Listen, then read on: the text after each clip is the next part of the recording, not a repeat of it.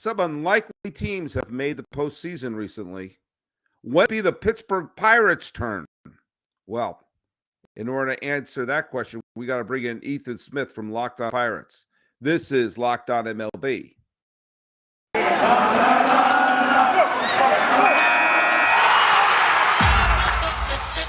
You are Locked On MLB. Your daily MLB podcast. Part of the Locked On Podcast Network. Your team every day. Hello, baseball fans, and welcome to Locked On MLB, part of the Locked On Podcast Network. We're at your team every day. This is the daily podcast. Talk about all the Major League Baseball. I'm your host, Paul Francis Sullivan. Look out, if you've got a lower third, get clue. You can call me Sully. I am an television producer who's been a newscaster for the last over a decade now. And for the last 4 full seasons, I've been a member of the Locked On Podcast Network. And please enjoy the show. Both shows, my pre-Locked On MLB shows.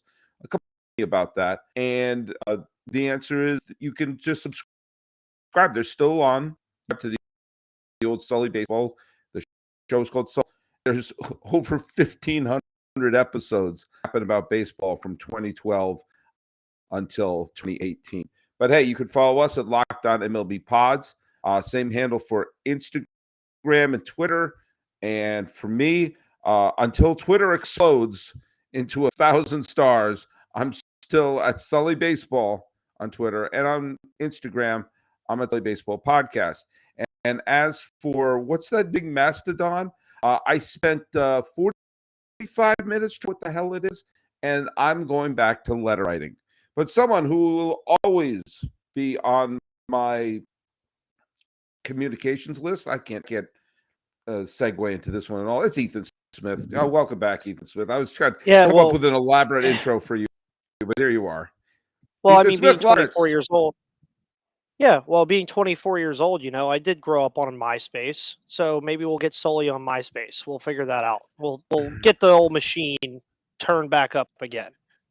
I'm more than twice your age, so God, that's unbelievable. I'm 26 years older than you, and yet it still feels like we've seen the same amount of winning Pirate seasons. Yeah, well, hey, I'm old enough to remember a Pirates World Series title. That is exactly, guys. I've had a nice back and forth Instagram exchange recently with Easler, who was a member of the 90 Pirates, later an All-Star with them, who is now one of these. He's been a hitting coach and is one of these people who's forgotten more baseball than you and I will ever know. So I'm crossing my fingers open to get him to be on the show and maybe have you show up and ask him what's it like to win a World Series title as a member of the Pirates. Hey, before we get going here, I'm going to address a couple things. A couple of people posted stuff on the YouTube channel. Follow us on YouTube. I was talking about my love. I think base stealing needs to come back if we're going to be really talking about picking up the pace of play. One way to pick up pace of play is to make the game exciting when that guy gets on first base, or if they're going to run. I did also talk about speedsters, and rest in peace, Chucky Carr, who was a big speedster, the original Florida Marlins in 1993. Sam McBride, a listener, says, what about base stealers is that when they're on, it creates a three-way dynamic between the runner, the pitcher, and the catcher. Watching those three try to outsmart and outperform there is a really fun dynamic that doesn't exist in sensation baseball. I completely agree. And if you add in the first baseman, the shortstop, the opposing manager, when to pitch out, it becomes a six-way dynamic. And if you add the batter to swing or not, it becomes a seven-way dynamic. I can't agree with you more, Sam. In fact, when I started reading your comment, I kept thinking, oh, it's more than three. You got all these. And you're right. When you had someone, and this was a point I was bringing up, when there was a whole category of player, which were the speedsters, the Otis Nixons, the Kenny Lawsons, Chucky Carr. I mean, I'm not even bringing up Ricky Henderson, Raines, or Paul Molitor, or each of the Hall of Famers. The Vince Colemans of the world, whose job, Mookie Wilson, Willie Wilson, Lance Johnson of the White Sox was that way for a long time. You had these players whose job it was to wreak havoc on the base paths. And once they're on the base paths, there are whole videos where you see how Ricky Henderson is in a pitcher's head, the way that he pitches, the number of times they throw over and everything. And it's a fun cat and mouse game, especially when everyone, he's going. And if we're, and the point I made the other day, which was, yeah, it's a risk to steal a base. Aren't risks fun? Isn't that why isn't one of the things a game for? It's like if these people got involved in NASCAR, okay, hands at 10 and 12, make sure you don't go the limit, signal, yield. It's like, no, the risk is part of the fun. And you're right, Sam. It's beyond just the physical. The mental game is great. And you have to agree. And even most recently, as a guy like being younger with my like the later part of this where you've seen base stealing leave, Billy Hamilton was that guy for quite some time. I mean, Billy Hamilton was literally the modern day version of this. Anytime as a Pirates fan you saw Billy Hamilton get on base as a Cincinnati Red, you were shitting your pants. Like, you were like, okay, what's going to happen now? He's going to go station to station on his own. Well, now we got an explicit rating on this show, so thanks a lot, Ethan. But it's the only way to describe it. Comes out As someone who grew up in the 80s, that was such a brand of the game. Like, you had an entire league filled with base stealers. And part of it, there were these wider, the cookie cutter parks had the turf, so you had to have fast run on those fields. Also, the Cardinals said, hey, wait a minute, what if we have a whole team full of jackrabbits and one slugger? And you get outliers, the way the Ichiro outlier during the steroid. Like, what do we do with a guy who's bunting his way on base and stealing? Like, yeah, it's called baseball. And you saw with the 2015 Kansas City Royals, who really have team speed. What it also does is it gets the defense on their heels a little bit. And when the defense is on their heels, they're concentrating something other than that. What happens? Errors happen. Strange things happen. Look at the way the Royals beat the Mets in each one of those games. It was always some first to third. That amazing play where Hosmer, who's not even one of the jackrabbits of the team, from on the ground out first, a game tying run in the game, adds to the pace of play. It increases the pace of play. And I scream this from the mountaintops. Everyone who tries, we can eliminate time here, eliminate time there. Time of game and play are not the same thing. Just like length of movie and excitement of a movie aren't such. I've seen boring minute movies, and I think Mad Max Fury Road is 2.5 hours long. Okay, you have it, except it's not the same thing. By the way, if you've never seen Mad Max Fury Road, please watch it. It's such an incredible. Oh yeah, welcome to. I agree. Yeah. Yeah, welcome to Locked On Movie Reviews. I mean, Sully could probably do a whole 3-week synopsis of every baseball movie ever made, and could probably do episodes on it every single day for almost a month. It wouldn't surprise me at all. But where's my Pirates movie? Yeah, we'll get to that. We'll get to that. No, I was saying, where's my Pirates? A pirate movie? Yeah, come on, guys. Great franchise, Don't have a movie yet, but a team that doesn't even exist anymore has a movie, Sully? I know. Well, there should be a Roy Clemente biopic. Why not? Yeah.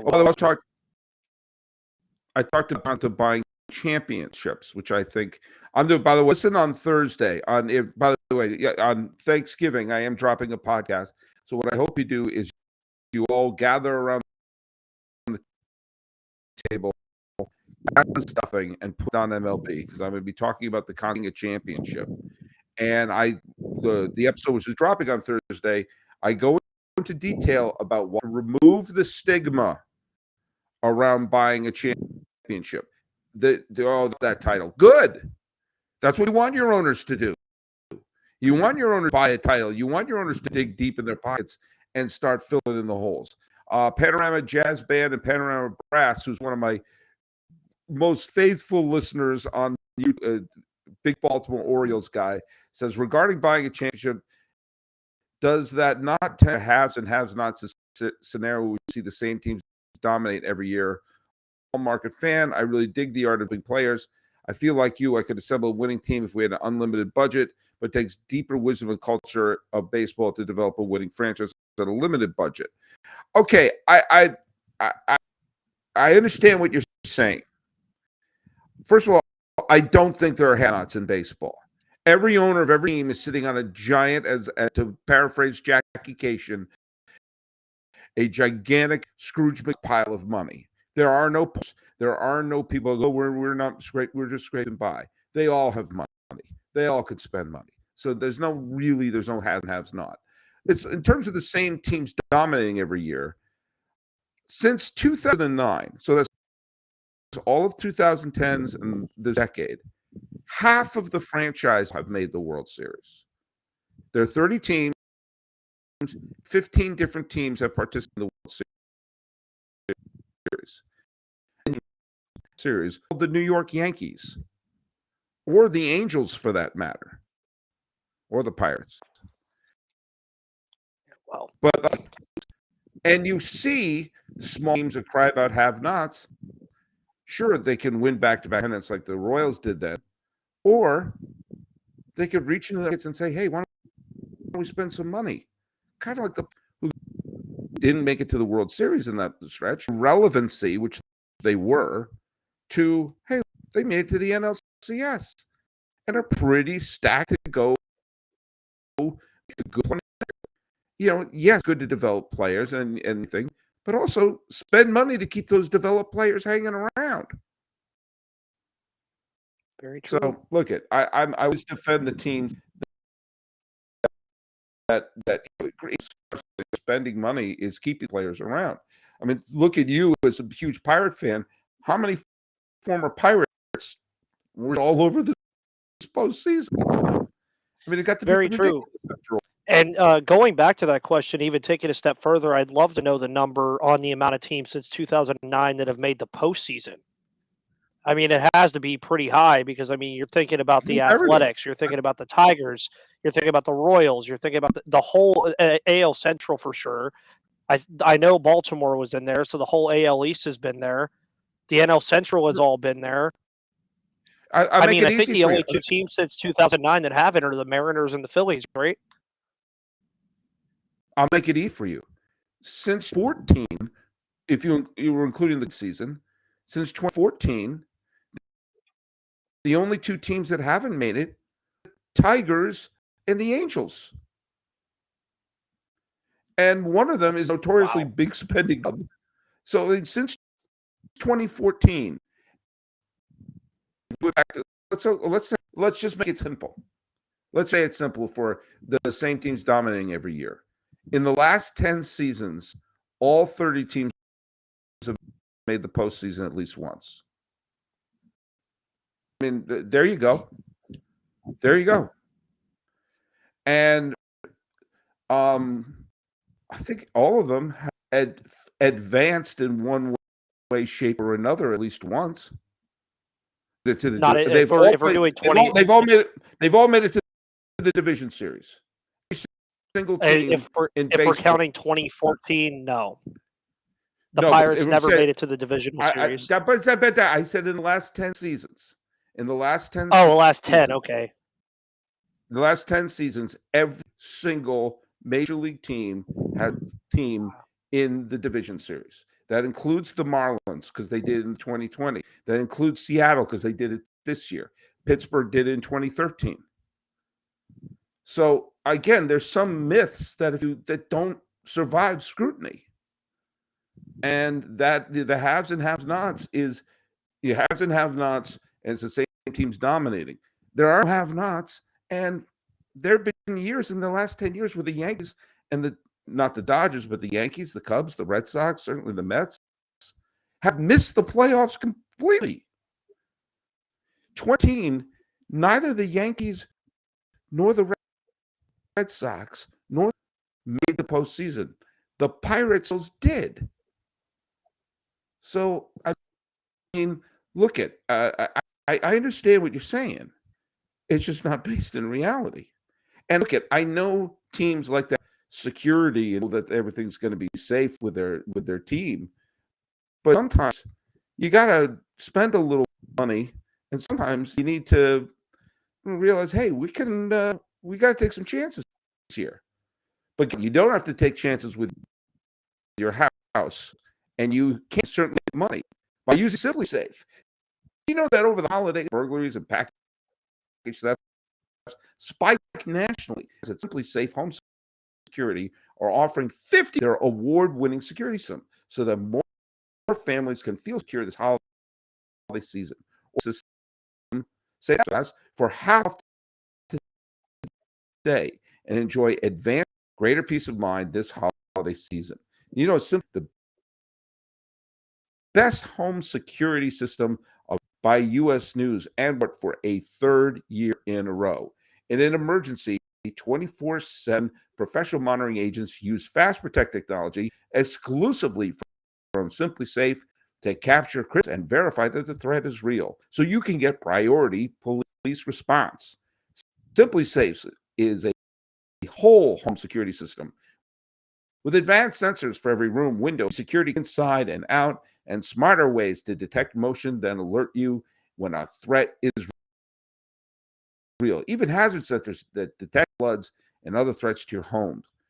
With top-rated Simply Safe app, stay in complete control of your system anytime, anywhere, arm, disarm, unlock for a guest, and access your cameras or adjust systems. Don't miss your chance on the only securities that I recommend. Any new Simply Safe system at simplysafe.com/MLB today. This is their biggest discount of the year, so don't wait. That's simplysafe.com/LockedOnMLB. There's no safe like Simply Safe. Okay. We talked about teams that didn't make the playoffs and were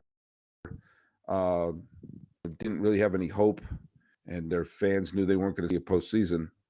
That brings us to the Pirates. Ethan Smith, the 2022 as led by manager Derek Shelton, GM Ben Cherington. They lost 100 games. They had one of the attendance in baseball. Their top players, the Brian Hayes, the Brian Reynolds, and the arrival of O'Neill Cruz. That was a lot of fun, but it was the disappointing season if you hope that the team was getting forward. Yeah, and going into this year, there were some people, including myself, that had that little slight thought process that, they could get to 70 wins. They could get to maybe 72 wins and have like a 72-90 year.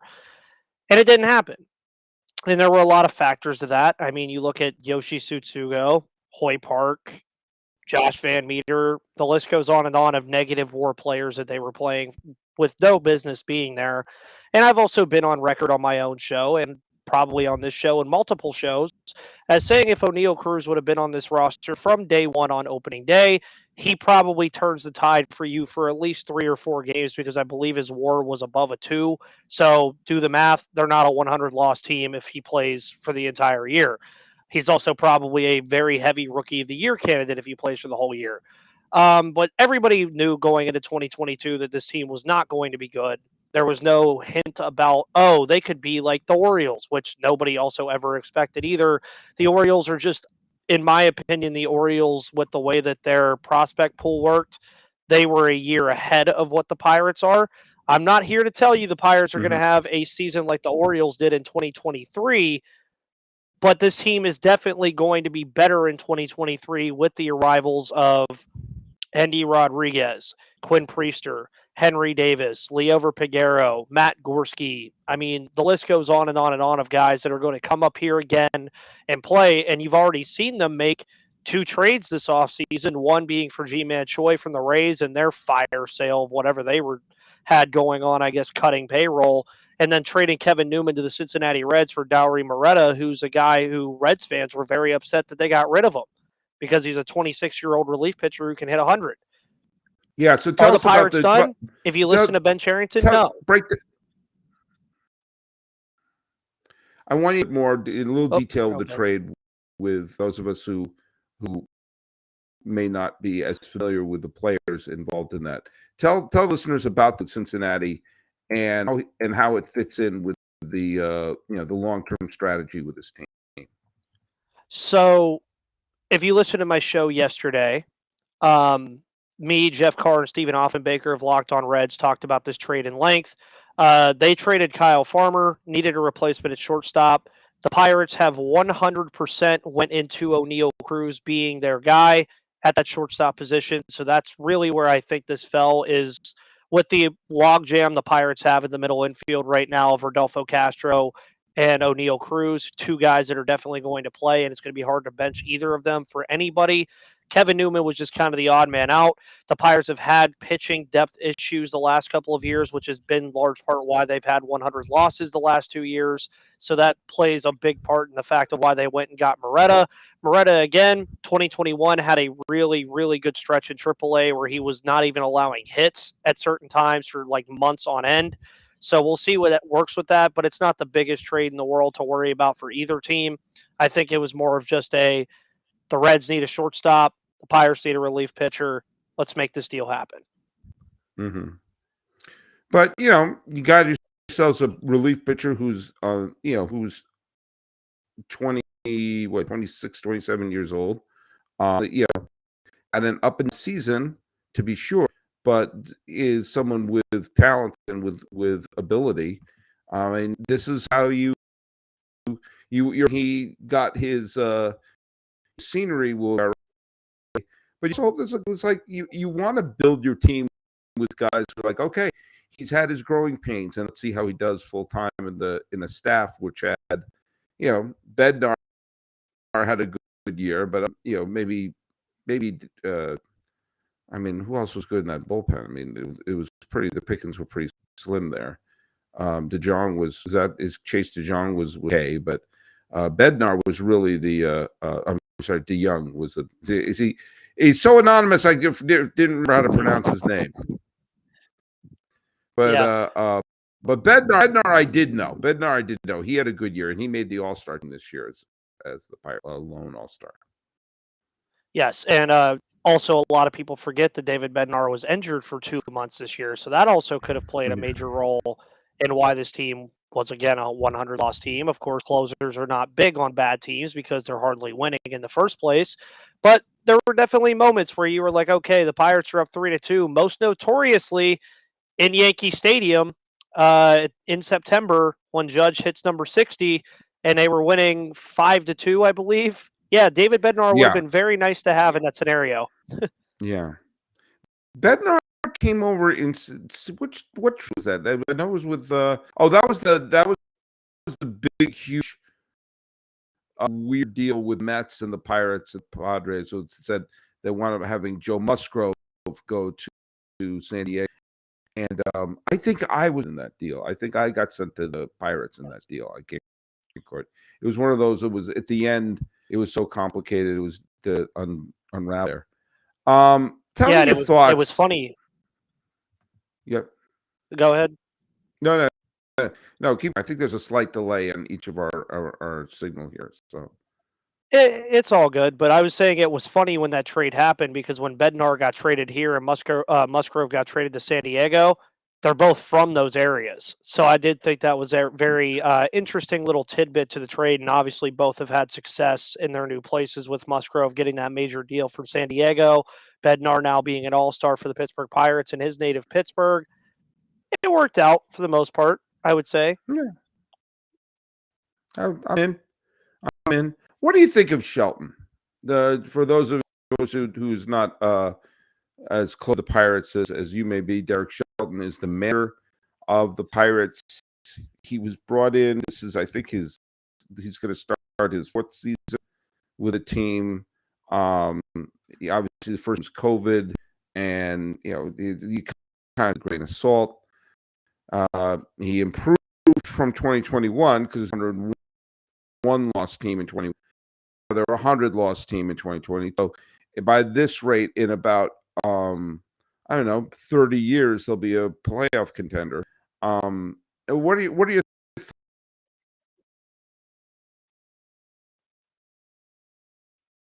Hope I didn't lose you. And I lost. Oh, and he's back. Think I lost you there for a second, Sully. Oh, because did we're you? flipped now. Yeah, Are I you think. back? Yeah, we're flipped now. I am now Sully baseball. There we Yeah, go. there we go. That's better. Yeah, Did you hear my? Boy, the Pirates had a collapse, and now the Locked On Pirates have had collapsed. No, but I You did want hear to? your question. Okay, so tell me your Yeah. thoughts on Shelton, because I don't have a handle on him. He just is a generic dude managing the right now. Yeah, pretty much. His main issues that he's had is again, over the last 2 years, you heard me mention earlier, talking about the pitching depth issues that the Pirates have had. A lot of that has been because the bullpen has been driven into the ground so much early in the year because he will not let starters go after 5 or 6 innings. He kind of changed that down the stretch. He let Mitch Keller and Rowanzi go a little bit into the 7th inning, even the 8th inning at times. But on a consistent basis, he has been a guy who does not let his starters go past 5 or 6 innings. So that's something that's going to have to change here pretty soon because as you saw earlier with looking at the bullpen currently constructed, it's not a very good bullpen, but they're working on fixing it. They're working on getting another starter. Apparently Sean Manaea has been the main guy that they've been targeting as that starter. So we'll see how that pans out. But that's his biggest gripe. And then people will get upset at Shelton for his lineup construction. I do not, because I know that he is not the sole reason why the lineup is being constructed the way it is weeks in advance. That's just because of how they need to see player development play itself out. That's not really on him. That's probably the front office telling him, hey, this guy needs to get in for this amount of games and this amount of time so we can see what we're getting from him. But I think you described him perfectly. It's a generic MLB manager that hasn't had a team to really grade him yet. I mean, none of his teams have been good enough, in my opinion, to tell you really how good or bad of a manager he is because by July or August, he's managing, but he's not really managing much. Yeah, and when you see a team that's that young and have just that many parts that should probably be still in AAA, it's just, I'm sorry to be mean, but it makes him kind of a surefire bet to be a 100 team. If you're let's go to Bet Online, which remains for your sports betting info, news, stats, and analysis. We get the latest odds and trends for every professional and amateur league out, football to basketball, soccer and esports. The World Cup is there too. We've got it all. BetOnline.net. If you love sports podcasts, and I know I do, you'll find those at BetOnline as well. We're always the fastest and easiest way to get your betting fix. Head to the website today or use your mobile device to learn more. BetOnline, here the game starts. We're here talking with Ethan Smith. Now look at couple of things to throw out there in this final segment. Henry Davis is in their farm system. Tamar Johnson is brewing farm system. Those are the two prospects I know a little bit about. I have MLB.com. Their top 5 are Davis, Tamar, Quinn Priester, Leo Lover Paguro, I know, and Nick Gonzalez. Again, Tamar Johnson, Davis are 2 prospects that I've heard of and know about, or potential starting. If you're going to be the John the Baptist of Locked On MLB and be proclaiming the next great Pirate, who are you excited about? Who's brewing up in the farm system right now? Has to be Andy Rodriguez. I mean, it has to be. He was MLB.com's prospect catcher of the year. The guy was absolutely nuts. He could play catcher, outfield, and potentially first base, depending on how they want to move forward with it. So I would be very shocked if he does stick a catcher with Henry Davis being there. Now, there's no issue with having Henry Davis and Eddie Rodriguez play catcher. I mean, look at what Toronto does with Alejandro Kirk, Danny Jansen, and all the catchers they've had over the last couple of years. But I would bet on the fact that Endy will probably move to another position because, as far as I'm concerned, if you're not a pitcher, you are positionless until you get to the major league level. And then they figure out where to put you based off of how well you play defensively, how well you hit. And for a Pirates team, as you've mentioned again, that has a lot of pieces that should arguably still be in AAA. If you are hitting the baseball with efficiency, you are going to play somewhere in the field or DH. That is going to happen on this team. If you were batting 250, 260, and you were like posting like a 320 OPS or something up in that area that's decent, you're going to start on this team. And Eddie Rodriguez is the kind of guy that I think could come in, make an immediate impact on this team, be it playing catcher, be it playing first base, be it playing the outfield, wherever he has to play, the Pirates are going to find somewhere to do it. Then you look at Quinn Priester.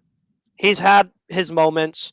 Reminds me a lot of Mitch Keller, sadly, in terms of his moments in the minor leagues. And we saw Mitch Keller this past year finally put it all together after about 3 or 4 years in the league. But if you look at his service time, he's really only been up here for a year with injuries and the COVID season and all that. There's a lot to look forward to with this prospect pool in 2023. And it's names that, even like you said, you might not know. Liover Peguero is a guy that's going to stick behind O'Neal Cruz at shortstop or even play a little bit of second. Nick Gonzalez is a guy that's going to probably slide into that second base slot at some point. Termar Johnson's a lot farther down the road, but the kid is awesome. And as I was already said, he thinks that the Pirates are on a good track, especially when he gets here in a couple years, for him to be the final piece and not the piece. So I would be very surprised if people didn't see the possibility of what Atlanta did this year with Strider and Harris. I would say, unless their service time is manipulated, even though it probably will be because that's how the Pirates operate, I would not be surprised to see both Endy Rodriguez and Quinn Priester get Rookie of the Year votes in 2023. Okay, I'm going to just, and you and I have talked about this before. The insanity of manipulating playing time. Here's how many spots are there on the roster? It's 26, right? 26 spots on the roster. 26. If you are a major league team, I can't believe this has to be said out loud. If you're a major league team, you have to put your health, they have to be healthy, okay? But your best 20 players of your organization have to be on the major league roster. Doing anything else is, what are we doing? Because if you're going to get to we're going to service time manipulation. No, if they're worth signing in 4 or 5 years, sign them then. I don't understand where a team, like the Mariners were bragging about doing that a few years ago. The Pirates keep doing that. I'm going to say something mean and a cliche. How's that working out for you? How's that strategy working out for you? It's not putting the best product on the field and putting a win-loss. How many 100 losses seasons have the Pirates had recently? I think the answer is a bunch. I know the last 2. If you keep piling, I mean, yes, you're going to get good draft picks and everything like that, but eventually the whole, hey, let's not play our best player strategy. At some point, you got to say, yeah, I don't think that's working. Let's try something new. I couldn't agree with you. I couldn't agree with you more. I mean, you guys saw me in the Locked On MLB group chat, the greatest place to ever talk about baseball. The whole first half of the year last year, when O'Neal Cruz was not on this roster, it was because of he needs to learn in AAA. Or he needs to fix things in AAA with his batting stance. He needs to do this. The best place for a player to do that is at the major league level. Because when is he ever going to learn it if he's not there? That's where I say, it's like for me with I work at a coffee shop, right? When I first started working there, what are they going to do? Tell me not to come to work for a week and then come back that week and figure out everything? No, They're going to have me sit there and train on it and make mistakes that I will then learn from later. That's why I said O'Neal Cruz being in AAA last year and any big prospect across all of baseball being in AAA does not help them, because I do think people forget how big the jump from AAA to the major league level is. It's massive. It is a huge difference. Go to your local, if you have a local AAA baseball team that you can easily go watch this spring, go watch them play, and then go watch your MLB team play in person and tell me how different it looks. It looks completely different. I think what you said earlier in the show about Shelton, that you're saying people were angry about him about roster construction. Well, that's being brought from on high, saying, "Oh, we're developing this person, developing that person there." So if you're treating the season like it's a development league, then let your best players develop. Wouldn't it be better for, if you're trying to figure that out, than have O'Neal Cruz and then everyone else who's, whether it's Davis or whomever it is in coming up through the pipeline? Are you better off bringing them up almost a year too early and having them cut their teeth and get their butterflies out and get all the, learn from being on a major league clubhouse? I mean, I'm not saying, rush them when they're not ready. But if they're ready, I mean, again, it boils down to that thing I said. The best 26 players in your organization who are healthy have to be on your roster. Now there could be a situation where they're reluctant to bring up someone because they're this totally obscure player who's was the 58th round pick and he's having a good year, but is it for real? Find out. But if it's a top prospect and we want to manipulate their service time, get them on the team. Get all your best players on the team as soon as they are ready. Instead of trying to save $7.50 and get another 100 loss season. Yeah, doesn't make any sense. I will say, going into this year, though, for Endy Rodriguez, the guy I mentioned earlier, that is going to be arguably to me the biggest name that we're going to see. The 26-man roster right now, while the 40-man roster is at the catcher position, Ali Sanchez and Endy Rodriguez. That's it. Mm-hmm. Roberto Perez is a free agent who has been talked about as coming back. Tyler Heineman is gone. Jason DeLay is gone. I mean, at that point, if that's all you're going to do at catcher and you don't make another addition at the catcher position, how do you keep Endy Rodriguez in the minor leagues at that point? Because then you only have two catchers. It's like you have to have two catchers on an MLB roster. So thankfully for their own benefit, the Pirates might be forced into putting one of Henry Davis or Endy Rodriguez on the 26-man roster, just due to the fact that they need a catcher on the roster. Now, of course, it is November 22nd as we're recording this. There's still way too much time to think about what additions the Pirates haven't made, what additions they will make, because that's why winter meetings happen in about 2 weeks, when you're going to start seeing the likes of Carlos Correa and Aaron Judge and all the big names start to float around on who they're going to go to. And the Pirates are going to make some moves in there too that I think are going to be surprising to people. Because as I said, I've heard from sources close to me that Sean Manaea could be a player the Pirates obtain on a multi-year deal as a starting pitcher. So I'm starting to think the way I don't know if you're big on vocabulary, Sully, when you're watching these managers and general managers talk and everything. But once you're obviously with me just covering one team, you start to notice differences in how they're talking. Mm-hmm. Oh, we want to add to this team in 2023. They never said that last year. Oh, we want to increase payroll. Oh, we want to add a starting pitcher. We want to add here at first base again. We want to bring back Miguel Andujar. So far, they've done everything they said that they were going to do so far on the list, and they have more things on the list.